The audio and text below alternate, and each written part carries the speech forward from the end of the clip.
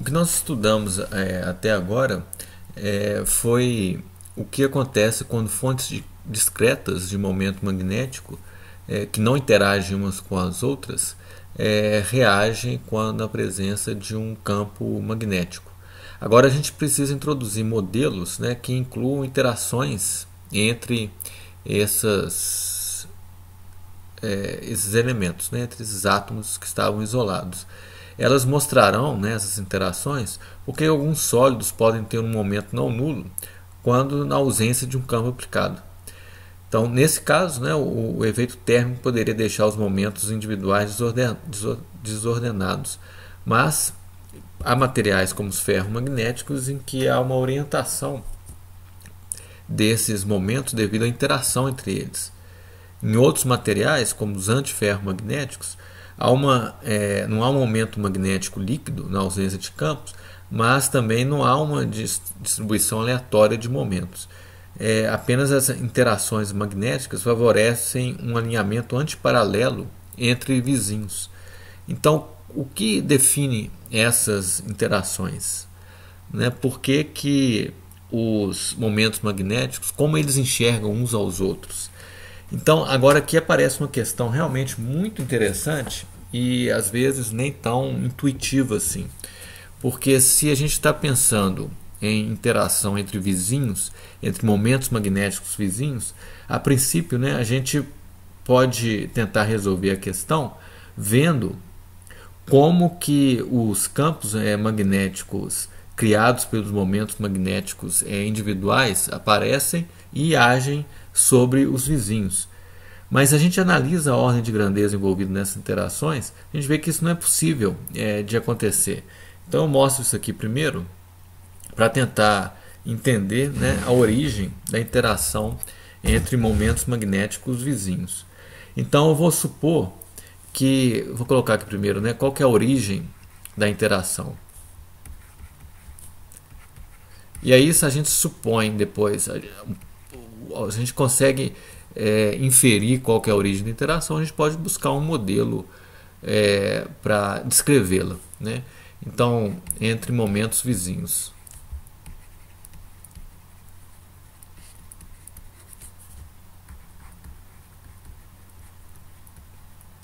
Então, vamos fazer assim, primeiro, né, a primeira possibilidade, né, seria dois dipólos magnéticos separados por uma distância r, interagindo por uma energia de interação dada lá pela teoria eletromagnética. Então vamos supor isso primeiro para ver o que acontece. Então vamos supor M1 e M2, dois momentos magnéticos separados por uma distância chamada de R, né? E aí eu vou calcular do eletromagnetismo a energia de interação entre esses dois momentos. E vou analisar a ordem de grandeza para ver se ela é razoável. A energia de interação entre dois momentos magnéticos é dada por 1 sobre R3, M1 escalar M2 menos 3 vezes M1 escalar unitário na direção R, M2 escalar unitário na direção R, né? Essa é o que vem da teoria. Aí, vou analisar agora, colocar alguns números para tentar ver a ordem de grandeza disso. Então, vamos assumir que M1 é da ordem de M2 e que é da ordem do G MB. Né? MB, por sua vez, né, vai dominar isso aqui com um EH barra sobre MC. Né? A ordem de grandeza dele vai ser isso aqui. Então, a energia de interação ela vai ser da ordem de G MB sobre R ao cubo, né? O GMB ao quadrado, porque eu tenho sempre M1 e M2 nesses termos, e isso vai ser aproximadamente 10 a menos 4 elétron-volts para R da ordem de 2 ângstros, uma separação, supondo aqui uns 2 ângstros. Esse valor é muito pequeno, ele é desprezível comparado com energias eletrostáticas associadas a estados atômicos. Então a gente tem que buscar uma razão para que a energia eletrostática de um par de íons magnéticos dependa da direção de seus momentos magnéticos e inferir daí o ordenamento magnético que pode surgir. Então, a chave para essa questão, ela aparece na chamada energia de troca ou exchange.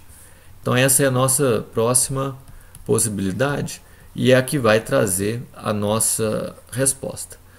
Eu vou chamar de exchange, que é a energia de troca, né? A energia que está envolvida nessa interação de troca, que é um efeito quântico baseado num postulado adicional da mecânica quântica, que é aquele postulado da antissimetrização da função de onda total, no caso de férmions.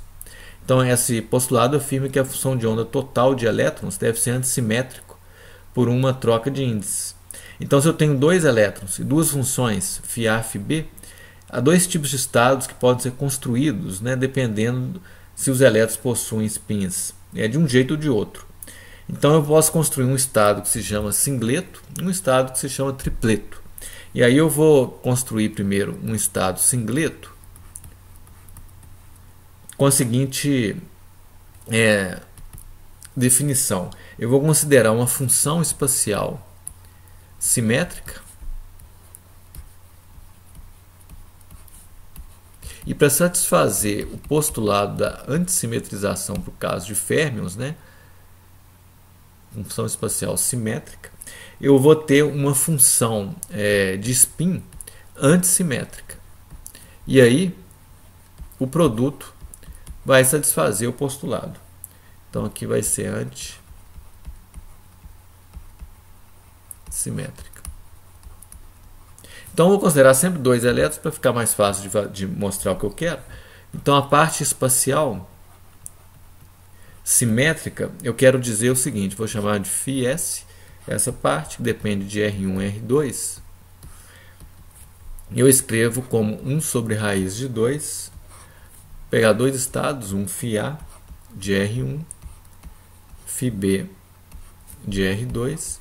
Ser simétrico significa colocar uma combinação linear de produtos, né, com um sinal mais, porque aí se eu troco os índices, eu não mudo o sinal dessa função. Então aqui eu tenho φA de R1 de um lado, φA de R2 do outro, φB de R2 de um lado, φB de R1 de um outro. Se eu mudo os índices, esse termo, o primeiro vira o segundo vira o primeiro, mas eu tenho mais, então eu não mudo o sinal dessa função. Mas aí a parte de spin tem que ser antissimétrica e eu vou representá-la como 1 sobre raiz de 2, um ket que eu vou colocar mais menos, um para baixo e um para cima. Notem que se eu trocar os índices, quer dizer, se eu trocar setas de lugar, o primeiro vira o segundo vira o primeiro novamente, mas agora eu tenho um sinal menos. Então eu vou inverter o sinal. Então agora eu tenho uma função antissimétrica. Aqui eu tenho S igual a zero e SZ igual a zero, e isso caracteriza o chamado estado singleto. Eu posso definir um outro estado, né, com a opção com a outra opção, né, que é construir uma função espacial antissimétrica e ter uma função de spin simétrica. Eu tenho três possibilidades para construir isso. Por isso o nome estado tripleto. Então eu vou construir uma função espacial que vai ser antissimétrica. Então vou considerar o A de antissimétrico para ela. R1, R2, 1 sobre raiz de 2, φA de R1, φB de R2. Aí nota que agora eu vou inverter, menos φA de R2, φB de R1. Fecha aqui. E a parte de spin agora tem que ser simétrica. Então eu tenho três maneiras de fazer isso. Eu posso construir um estado que é assim. Aí notem que se eu tenho um estado que é assim. Então notem que se eu trocar os rótulos, né, 1 com 2, 2 com 1, eu fico com a mesma coisa. Obviamente tem um similar a ele, que é tudo para baixo. Então são funções de spin simétricas. E tem uma terceira possibilidade, que é 1 sobre raiz de 2. Aqui eu coloco para cima, para baixo, mais para baixo, para cima. Inverto, né? Mas com o sinal mais. Então eu tenho uma situação de função de spin simétrica. Isso me leva, na soma de momentos angulares, a S igual a 1 e o SZ podendo ser 1, menos 1 e no terceiro caso 0. Então cada um associado aqui com uma das funções que eu escolhi. Tá? A quantidade de interesse para eu tentar entender aquele ordenamento magnético vai ser a diferença dos valores médios da interação colombiana entre estados singleto e tripleto. Né? Eu vou começar com essa tentativa de construir um hamiltoniano de spin que me leve no ordenamento magnético. Então eu vou considerar o cálculo seguinte. Então considere ES menos ET. Então essa é a diferença dos valores médios da interação colombiana entre estados singleto e tripleto. Isso é uma coisa muito interessante, porque eu estou querendo a interação entre momentos magnéticos para gerar ordem magnética, e eu estou considerando uma diferença que vem da interação colombiana. Tá? Então essa diferença eu posso escrever como o singleto, né, que vai ser então psi-s. A interação colombiana eu vou colocar E2, R1, 2 a menos 1, né, a interação é 2 sobre R, né, separação, psi-s dividido pela normalização do psi-s, que é essa aqui. Menos a mesma coisa para o tripleto. Então, psi-t é 2, R1, 2 a menos 1, psi-t dividido por psi-t, psi-t. Então, essa diferença que eu estou querendo calcular com o E2, R1, 2 a menos 1, sendo, né, E2 dividido pelo módulo R1 menos R2, a interação colombiana. Né? Isso é uma coisa que sempre chama atenção quando penso sobre o problema. Então eu tenho aqui que calcular isso usando aquelas funções. Né? É uma conta direta, eu vou só colocar a primeira linha, a última, e deixar para vocês completarem aqui fazendo o produto. As contas intermediárias, né, são contas simples. Então olha como é que eu faço a conta. A integral de dr1, dr2. Eu vou colocar aqui, estou calculando os valores médios. Né? Então vai ser uma conta, vai ficar um pouquinho extensa aqui, porque eu tenho que colocar primeiro a parte do singleto, né?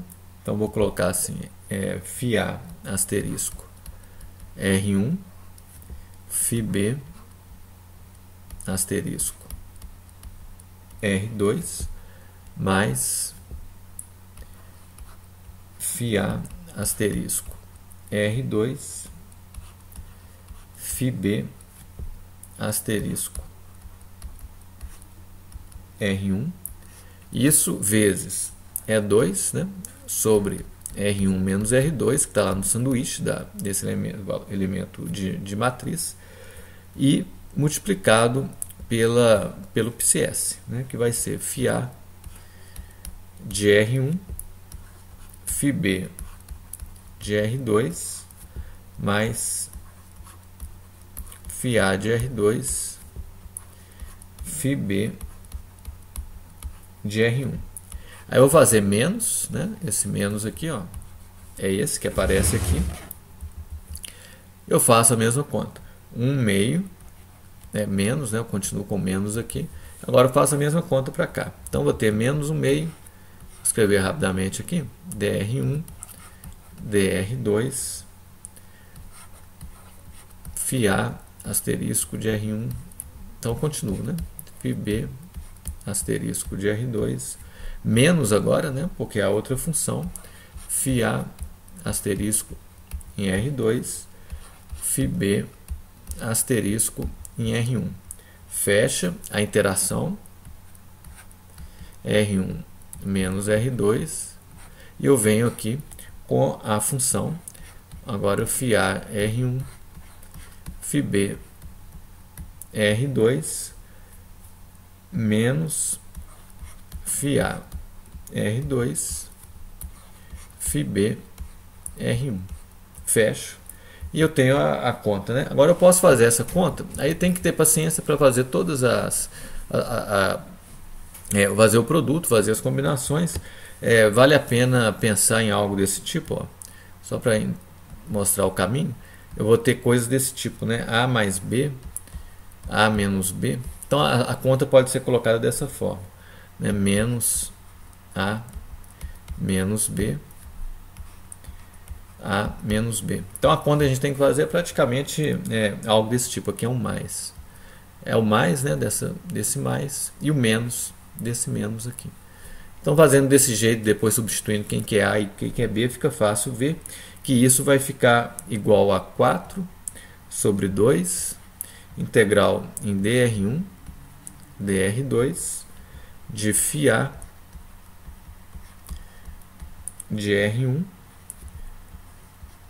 φB de R2 é 2 sobre R1 menos R2, φA de R2, φB de R1. Então essa é a conta que a gente tinha de fazer. A integral fica na parte espacial, a parte de spin já foi feita, fatorada, e o resultado é esse que está escrito aí. Esse é o meu ES menos ET, que era aquela minha proposta de cálculo para tentar elucidar o problema da interação entre momentos magnéticos.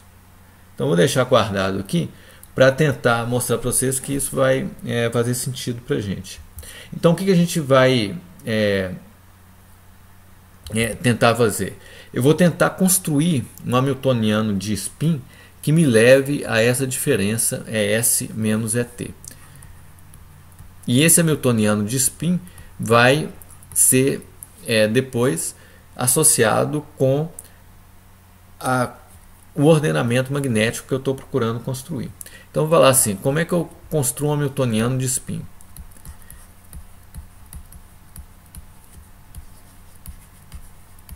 Deixa eu recapitular algumas coisas com vocês para a gente tentar construir isso. Alguns operadores de spin, algumas relações a gente tem que lembrar. Por exemplo, o que vale isso? Né? Um S1 ao quadrado aplicado num certo estado. Isso vai ser 1 meio, que multiplica 1 meio mais 1, φ, que vai ser 3 quartos de φ. Tem um H/2, eu estou omitindo aqui só para fazer a conta. O spin total vai ser S2, que é S1 mais S2, e ele ao quadrado, S1 mais S2 ao quadrado. Quanto que vale o S2 aplicado num certo estado psi? Então isso vai valer o resultado de S1 ao quadrado, né, que é 3 quartos, como a gente viu, S2 ao quadrado, que vai ser 3 quartos, como a gente viu, e um termo que vai ficar aqui cruzado, né, que é o 2 S1 S2 psi. Então essa conta vem direto, né, de fazer isso aqui. Lembrando o resultado de S1 ao quadrado sendo 3 quartos. Né? E aí, então, eu uso, né, então, que o S2 psi tem que ser então um S, né, S mais 1 psi. Então, olha o que acontece. No estado singleto, eu tenho S é igual a 0. Então, o operador S1, S2, ele tem autovalor igual a menos 3 quartos.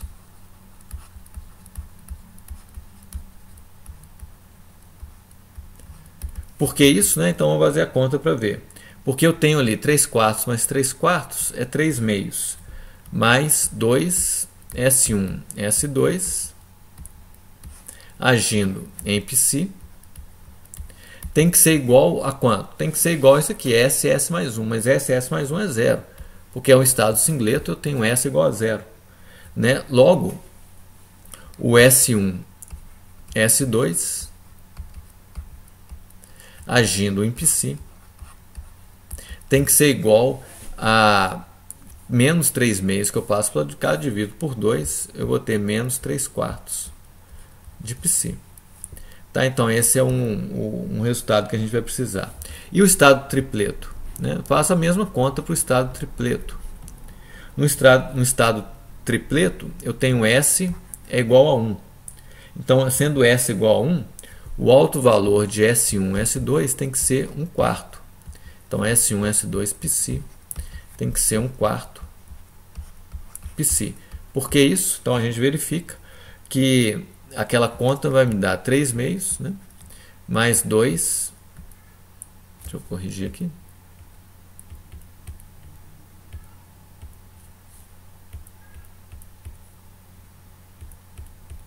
Corrigindo.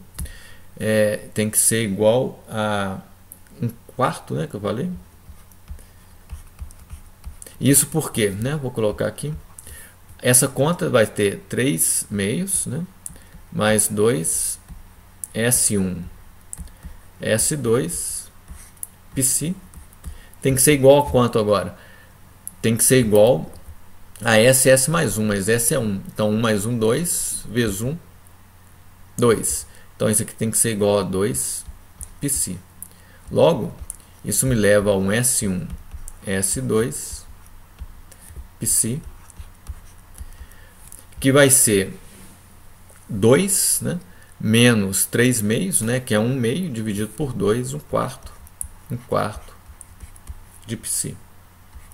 Então são dois resultados importantes. Agora eu proponho um hamiltoniano e vou usar esses resultados para mostrar que ele leva a diferença de energia que eu queria. Então quem que é o hamiltoniano de spin que eu estou propondo? Então eu vou propor um hamiltoniano de spin que vai ser 1/4 de ES mais 3 ET menos ES menos ET S1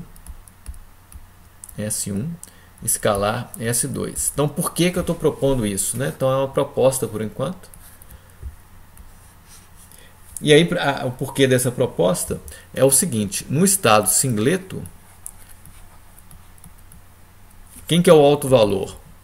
O alto valor vai ser 1/4 de ES mais 3 ET mais quanto que é o alto valor de S1 S2 no estado singleto? É menos 3/4. Então eu vou colocar aqui mais, né, menos 3/4. É um sinal, na verdade é menos. Deixa eu corrigir isso aqui para ficar bom. Menos, né, ES menos ET vezes S1 S2 agindo no estado singleto, que vai dar então menos 3/4. Então o alto valor é isso aí. O que vale isso? Né? Isso aqui vale exatamente o estado, a energia do estado singleto. Né? Porque eu vou ter aqui 3/4 de ET e aqui mais menos 3/4 de ET, cortando. 1/4 de ES mais 3/4 de ES. Então, esse hamiltoniano de spin, no estado singleto, ele fornece energia do singleto. Então, é o que eu preciso. No estado tripleto, ele vai fornecer 1/4 de ES mais 3 ET. Esse é um número, né? Isso continua. Menos ES menos ET vezes o alto valor de S1 S2 no estado tripleto, que é 1/4. E isso vale, vamos ver, 1/4 de ES menos 1/4 de ES, corta. 1/4 de ET mais 3/4 de ET isso fornece a energia do estado tripleto. Então esses dois resultados justificam a escolha desse hamiltoniano de spin na forma proposta. Ele tem os autovalores que deveriam ter. Então, redefinindo o zero de energia, aí eu posso omitir essa constante que aparece no hamiltoniano de spin. Então é só isso, é uma questão de zero de energia que eu vou escolher. Então eu vou definir agora, baseado nessa justificativa e na redefinição do zero, um hamiltoniano de spin que vai ser um número que eu vou chamar de J, S1 escalar S2. O J é exatamente a diferença ES menos ET. Aí notem que eu tenho o que tem aqui em cima. Ó. J é S menos ET, então é menos J, aqui, menos J, S1 escalar S2. Esse é o chamado hamiltoniano de spin no modelo de Heisenberg, e ele leva a um ordenamento magnético pelo seguinte fato, né? Se J é maior que zero, o que acontece?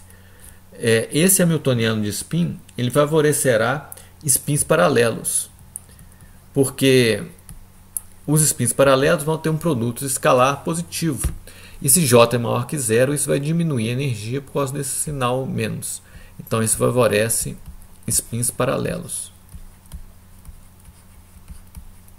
Por outro lado, se o J for menor que zero, esse menos J é positivo e S1 escalar S2 vai levar a uma diminuição de energia se for negativo. Então vai favorecer spins antiparalelos.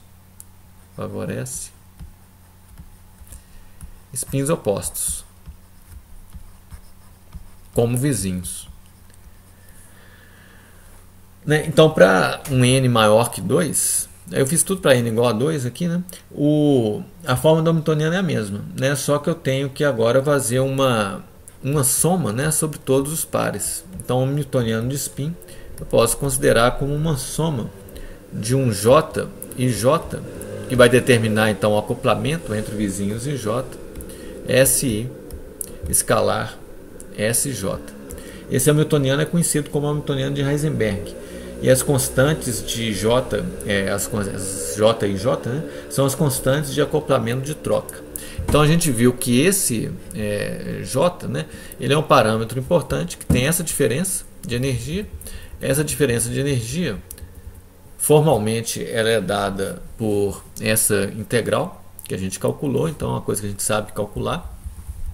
E esse hamiltoniano de spin ele dá os resultados que a gente espera e pode, para estado singleto e para estado tripleto, e pode levar a um ordenamento que faz os spins ficarem todos paralelos ou os spins ficarem vizinhos, né, ficarem um oposto ao outro, antiparalelo.